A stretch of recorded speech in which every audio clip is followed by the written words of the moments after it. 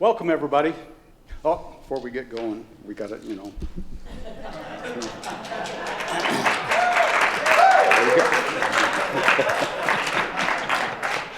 I'd like to welcome everybody to my first chapel service. And I'm a great speaker, so I'm not nervous at all or anything. And I'd like to welcome everybody out there in TV land. In my home church, Unity of Greater Waco in Waco, Texas, Reverend Margot, and all my friends out there, I welcome you.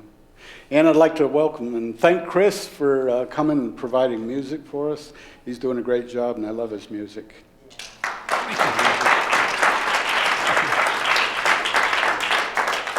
So as you know, I'm Don Ray. In this, my first chapel service in Fillmore Chapel, which is a historic place. It's where the Fillmores used to teach and pray a long time ago. And I know that each of you are here by divine appointments. Each of us are an essential part of the energy that is unity at this moment. We come together to affirm and celebrate our unity, our oneness with each other and with God. In that spirit of unity, let us pause to unfold in light and love all churches and spiritual gatherings of every faith and denomination meeting throughout our community and throughout our world.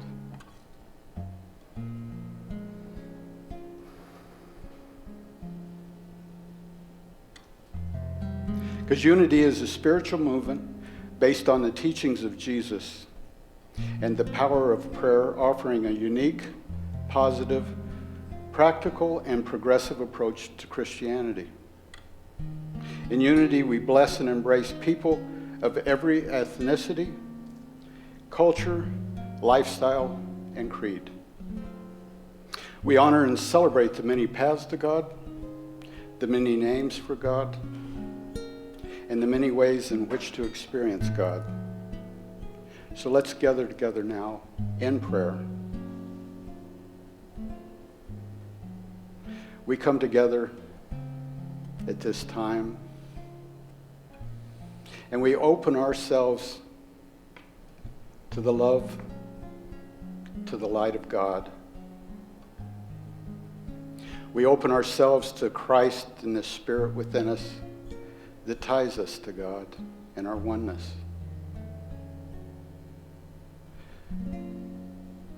We are grateful for this campus, for this school, for an opportunity to learn, to better ourselves. We're grateful for everyone joining us today at this special time. And we celebrate the presence of God, Christ, our oneness. And for this we say thank you, God. Amen. We know and affirm together that God, as light and love, expresses equally on every path. So wherever you are on your spiritual path, we embrace you today. And now I'd like for Gregory to come up and do the daily word for us. Gregory.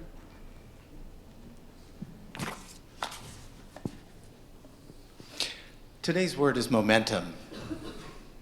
And the affirmation reads, my momentum is supercharged with faith. 1 month into the new year, I keep my momentum going as I advance towards achieving my resolutions. When my aspirations and ideas for bettering my life first came to me, I was confident and faith-filled. Today, I re-energize that faith. I know that divine ideas would not have come my way without a path to fulfillment. My steps are divinely guided. I receive whatever clarity I need to accomplish what I set out to do. I envision my goals as already achieved. I may feel relief, pride, even elation that my dreams have come true. My energy is strong. My faith is even stronger. My momentum is supercharged. Facing the year ahead, I remember that with God, all things are possible. From Proverbs 16:3, commit your work to the Lord, and your plans will be established. Momentum. My momentum is supercharged with faith.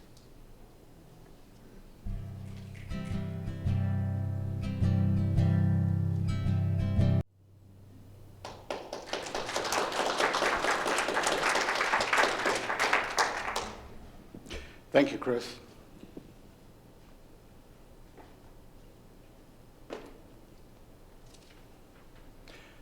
There was once a man who was out in the woods, just wandering along, enjoying nature, the beauty. It was in the spring, warm out, sun was shining, just a light breeze. And he was just wandering along, following this trail. And as he followed the trail, it was going up along this mountain, along a cliff. And as he wandered along this cliff, looking out, he could see forever, see the valleys and the hills, and just the beauty of nature out there. And as he walked, tripped, then he went over and he fell. And he grabbed this branch and he says, "Oh my God." It was a long ways up too. And he's hanging out, looking down, thinking, "Oh, you did it now." And he's looking up at the cliff and he says, "You know, that's smooth. There ain't no way up. That's a long ways down. What am I going to do now? Is there anybody up there?" "I am here." "Oh, who are you?" "I am the Lord." "Oh, thank God. Save me. Save me." "Let go." "Let go of what?" "Let go of the branch."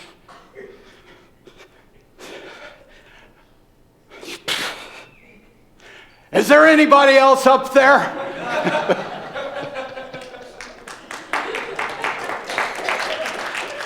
We all have those times.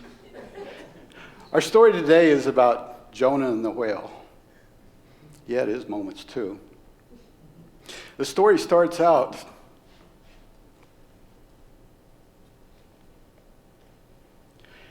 the word of the Lord came to Jonah, son of Amittai. "Go to the great city of Nineveh and preach against it, because its wickedness has come up before me." Jonah says, "Well, okay. Wait a minute. Now this is Nineveh. This is an Assyrian city.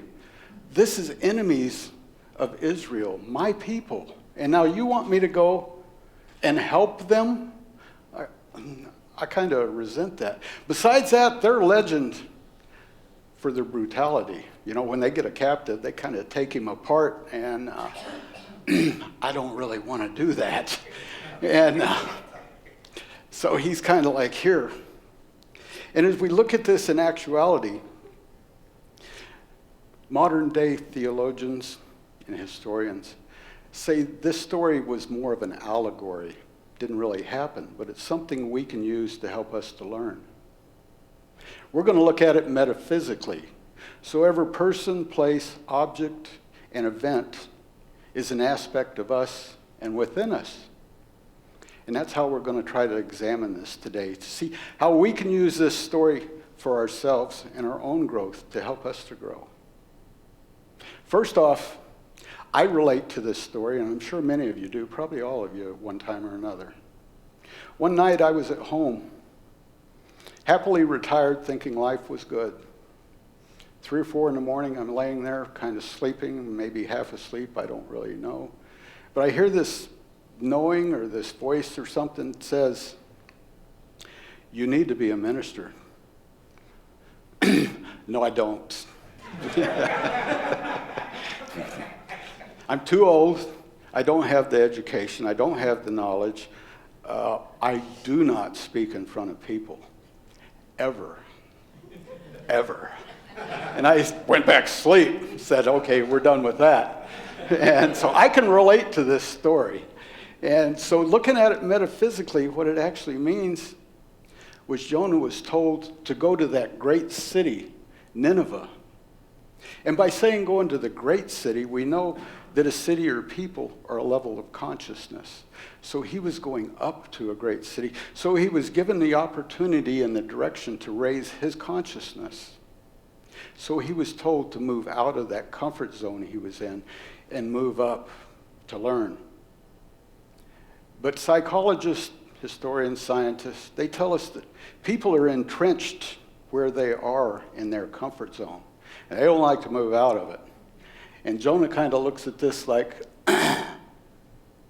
all right, I'm going this way. So instead of going up to Nineveh, he went into Tarshish, which at that time was about 2,000 miles west, about as far as you could go in the known world at that time. When he decided to run, he was going. So he went down to the port city of Joppa, and it says down to the city, down to the boats. And by this it's saying, instead of turning to spirit and raising his consciousness in oneness, he turned away. He turned into separation and went down in consciousness and went down to Joppa. So here he goes. And he goes down and he finds him a boat. He talks to the captain. They're going to Tarshish where he wants to go. And he said, good. Pays his fare, gets on the boat. And the boat sails. Jonah says, life's good. I'm on a cruise. So I'm going to get me a lounge chair. I'm going to get on the deck, maybe, a rum and coke or something, and kick back, enjoy life. And we're going to go sailing. But if we look in Keep a True Lent by Charles Fillmore, which was one of our co-founders, it says, we are not punished for our sins. We're punished by them. So the ship sails out, and all of a sudden, God's looking down on the ship saying, he ain't doing what I told him to do. So he brings about a great tempest, a great storm, and the storm brews up, and the ship's being tossed about all over. And the crew's, they're terrified. They're thinking the ship's going to come apart. So they're throwing all the cargo over the ship, trying to lighten the load, trying to lower the stress, because they think it's going to come apart. If we look at this metaphysically, Jonah turned away from spirit, went down in consciousness.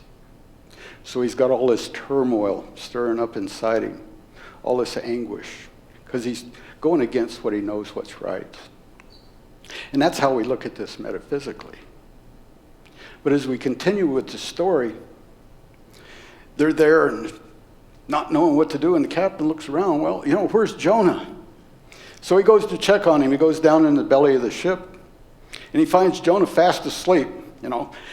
World's coming to an end, and he's asleep, just kind of out of it. He says, what are you doing? The crew's up there, everybody's working, everybody's praying to their gods to save us. And here you are asleep. You need to at least wake up and pray to your God. We need some help here. So wake up, bring your consciousness alive, help us out here. Well, okay. So the captain goes back up to check and see what's going on. And the crew in the meantime, it was kind of common back then. They used to cast lots, they call it. And so they all drew lots to figure out what's going on and who brought this about. And it came up Jonah was the culprit. So the crew all goes together and they all confront him and say, we drew lots and it shows that you're the one bringing this about. Who are you? Where are you from? And what did you do to bring this about? Well, Jonah, he opened up and told them the whole story. He was running from God and trying to get away, and he brought it about. They said, well, what can we do to stop this? And Jonah says, well, I guess you're going to have to just throw me in the sea or something. That ought to end it. And they said, well, your God's awful powerful bringing this about. We can't, they were afraid. So they all worked together and they started rowing. And they tried to row the boat to shore to get out of the storm, get rid of Jonah. But the harder they rowed, the stronger the winds got, the stronger the storm got. And they made no progress. So finally, in despair, with nothing else to do, they said, all right. So they cast him into the sea. Storm went away. Seas became calm. Now they're really scared, I guess God's real. So they made a sacrifice, made a vow that they would follow the teachings of God. They're a little quicker than Jonah. And so everything was good as far as they thought, they hoped. Now Jonah's floundering in the sea. And we know metaphysically, the higher you are, the higher consciousness is, or higher thoughts are. For instance, a bird would be a high state of consciousness. And as you come down, you're lowering your consciousness. Now, Jonah's in the ocean. You're not getting much lower than that. He's more or less given up, just total, I'm done. No, total despair, no thought, what am I going to do? Well, Spirit hadn't given up on him yet. So Spirit sends a big fish up. Big fish comes up, swallows him. And we know that he was in this whale or fish for 3 days and 3 nights. This is significant because metaphysically, the number 3 represents the Trinity. Body, soul, spirit, mind, idea, expression. So we know this turmoil and everything he's going through was not just in one level, say spirit or physical, but it was in all areas of his being. Was going through this turmoil, knowing he wasn't where he was supposed to do, doing what he was supposed to do. So anyway, at the end of 3 days, he sees the light, and he prays, and he asks for repentance, and says, all right, I know I did wrong. I'm ready to move on, to grow, to do what I am, be who I am. And God says, I'm a loving God. Spirit, the Christ within, accepts him, brings him back, tells the fish, okay, spit him out. So, fish spits him out onto the shore. Good as new. He'd been rolling around this thing for 3 days, but he's good as new.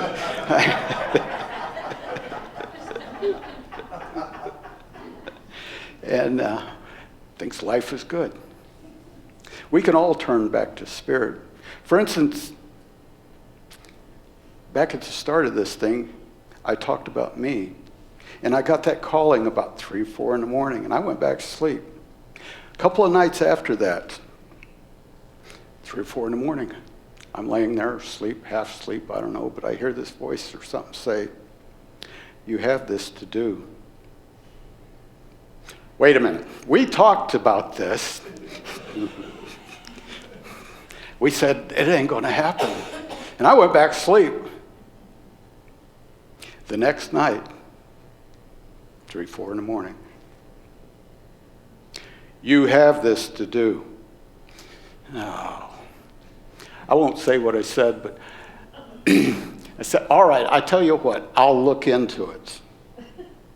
4 weeks later, I was here doing 8 C classes. I'd already completed 3 before that. And my church started scheduling the 12th one. I was on the move, and things really started snowballing. 1 year later, I was sitting in class here. That's pretty quick. That's real quick. There's still times I wonder, what are you doing? But I know Spirit, I know God is leading me where I need to be, and I'm getting what I need. And that's what matters.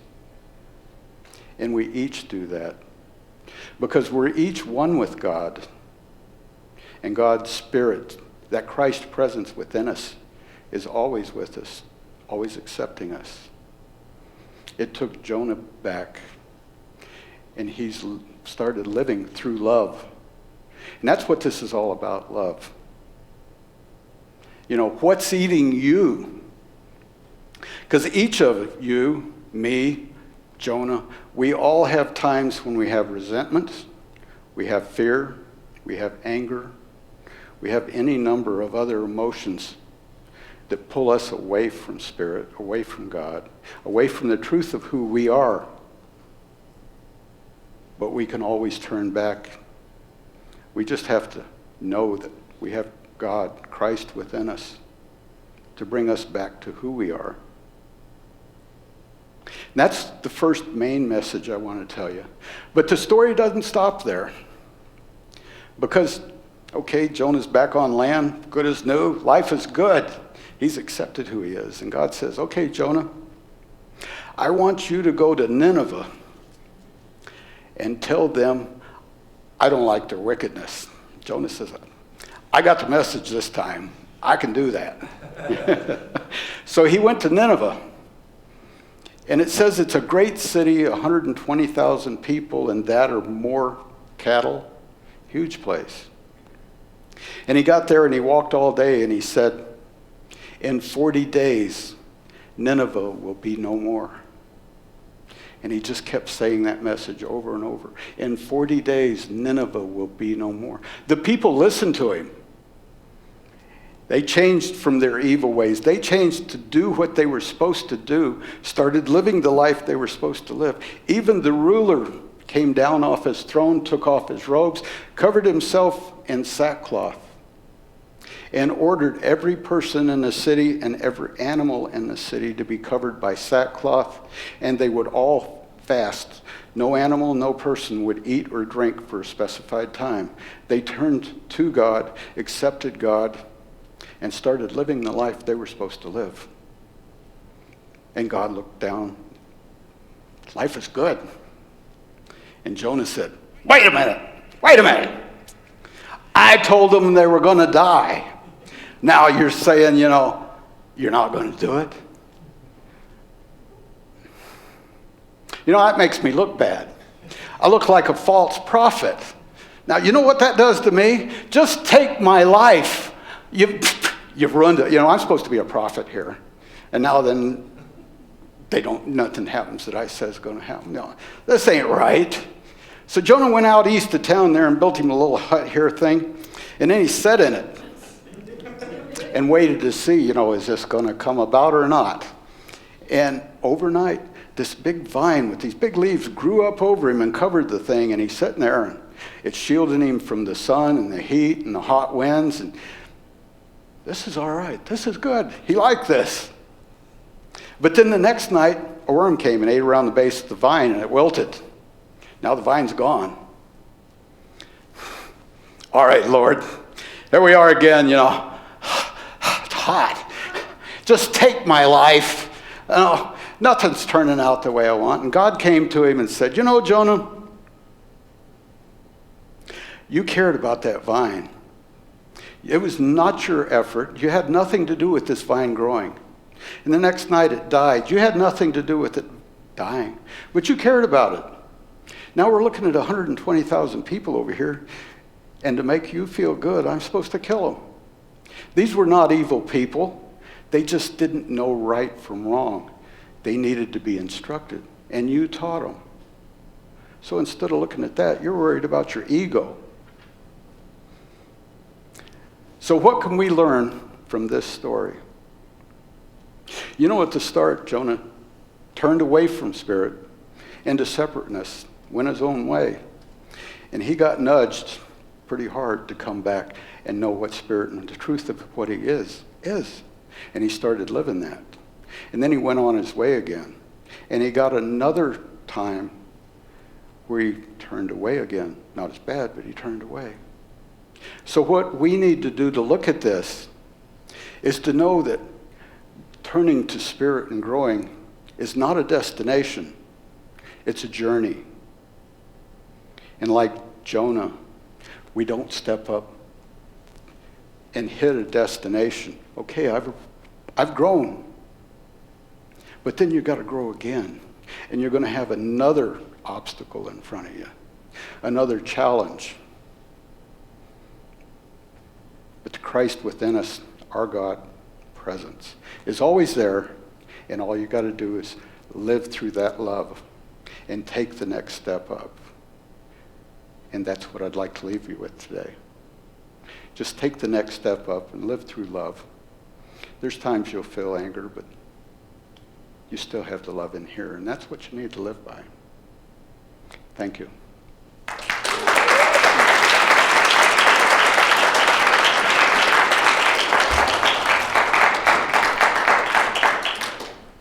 Now let's take these thoughts into a time of meditation.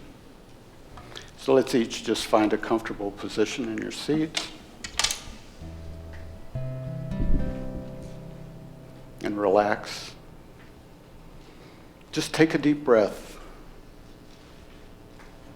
In each breath you breathe in that God consciousness, that love, light, and know that God is with you. As you exhale, release any tension, any worries, and just be in this moment. Just be in the right now, knowing that where you are is perfect. With each breath, you just feel God's presence growing within you.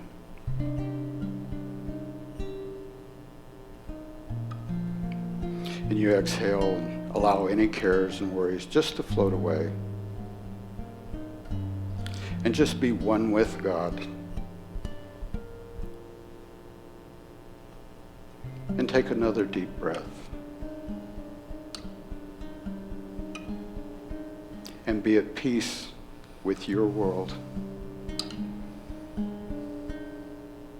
You are peace. You are wellness. You are wholeness. You are the essence of health and well-being. This is your natural state of being. We know right there at the core of your being, God is the truth of what you are.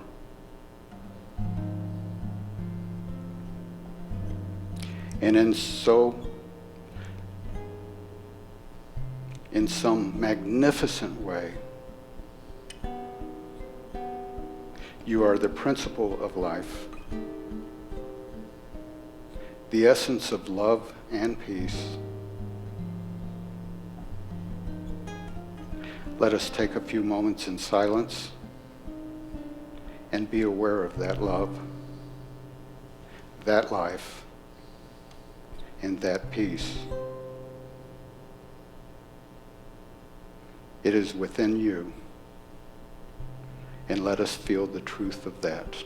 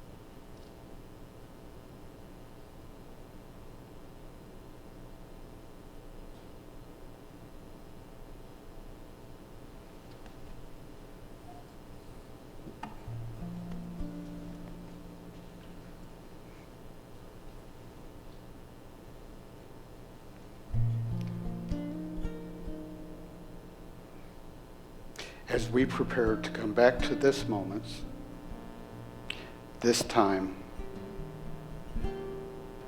just breathe deeply and know the truth that you are one with God, and this is your natural state. Open your eyes when you're ready and smile.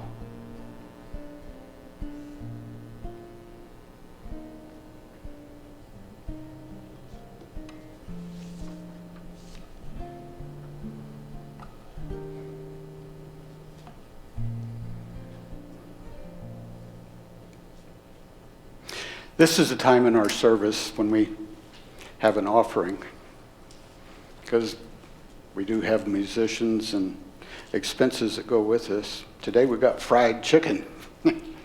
So, and we appreciate any offering you have and any help. And it's all used for helping the students to put on these performances and to continue this learning and this journey we each have. And we thank you for it. Would the ushers come forward, please?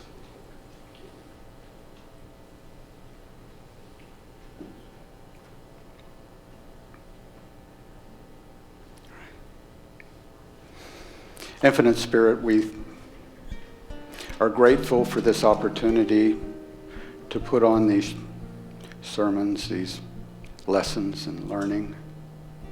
And we appreciate anything we receive, and we use it for the good of everyone. And we do say thank you. Amen.